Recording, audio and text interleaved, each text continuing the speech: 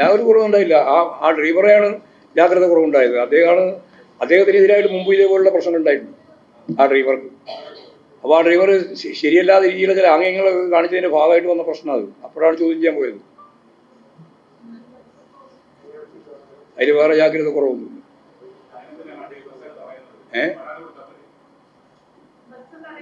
അത് നിങ്ങൾക്ക് ഓരോരാൾക്കും ഓരോ ന്യായം ഉണ്ടാവും.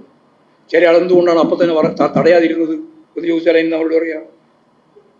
ഇങ്ങനെ ഒരു ആംഗ്യം കാണിച്ചതിന് ശേഷം മേയറും അതുപോലെ MLA ഇരിക്കുന്ന ഒരു കാറ് അതിനെ എന്തുകൊണ്ടാണ് ഞങ്ങൾ അങ്ങോട്ട് പോകാൻ അനുവദിച്ചത് എന്ന് ചോദിച്ചാൽ ആ ചോദ്യം മറുപടി നിങ്ങളല്ല ആത്മനിഷ്ഠമായ ചോദ്യം ചോദിക്കുകയാണ്. ഒരു കാര്യം ഉണ്ടായാൽ ആ കാര്യത്തിൻ്റെ ഒപ്പം തന്നെയാണ് കാര്യങ്ങൾ തുടർന്ന് വന്നിട്ടുള്ള കാര്യങ്ങൾ ഉണ്ടാകുക. അത് നമ്മൾ കണ്ടോളണം. കാറ് നിർത്തിയിരുന്നില്ല, അവിടെ നിർത്തിയെടുക്കുന്ന പോയിട്ട് സംസാരിക്കുകയാണ്. വേറെ കാറുകൾ നിർത്തിയിരുന്നില്ല, ഓവർടേക്ക് അല്ലാതെ എല്ലാവരും ദൃശ്യം കണ്ടിട്ടുണ്ട്. ദൃശ്യമെല്ലാം കാണുന്നുണ്ട്.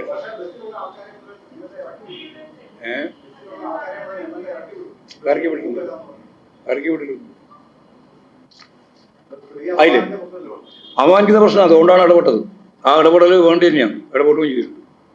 അത്രയേ ഉള്ളൂ. അതിലിപ്പോൾ ആരെയും നമ്മൾ വേറെ കുറ്റവിമുക്തമാക്കേണ്ടതോ കുറ്റപ്പെടുത്തേണ്ടതോ ഇല്ല. എല്ലാ സംഭവം ഉണ്ടായി.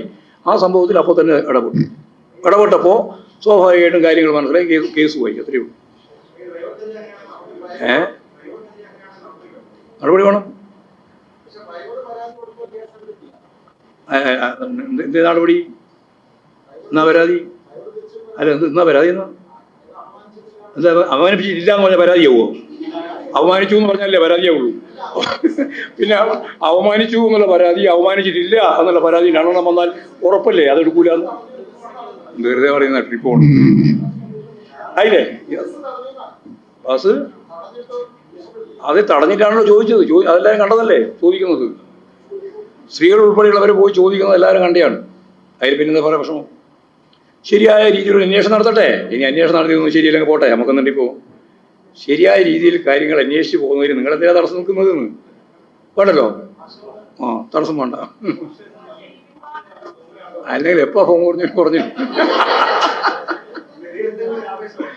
അല്ല, ഏത് സമയത്തെങ്കിലും ഈ ഫോൺ കുറഞ്ഞിട്ടുണ്ടോ? ഇല്ല. രാഷ്ട്രീയ അത് ഇന്ന് പിന്നെ ആരും ചോദിച്ചില്ല അങ്ങനെ.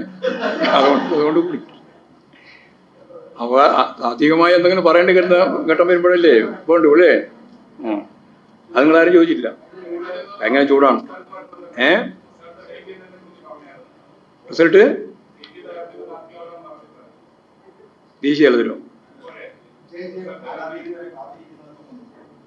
അത് പറഞ്ഞു. അത് സത്യമാണ്. വസ്തുനിഷ്ഠ യാഥാർത്ഥ്യവുമായുള്ള മനസ്സിന്റെ പൊരുത്തം അതാണ് സത്യം. അപ്പോഴേ അത് സത്യം പൂർണ്ണമാവുള്ളൂ. ഇപ്പൊ വസ്തുനിഷ്ഠ യാഥാർത്ഥ്യമായി, പക്ഷെ എന്തില്ല, ബോധവുമായിട്ടുള്ള പൊരുത്തമില്ല. ആ പൊരുത്തം എപ്പോഴാണോ വരുന്നത് അപ്പോൾ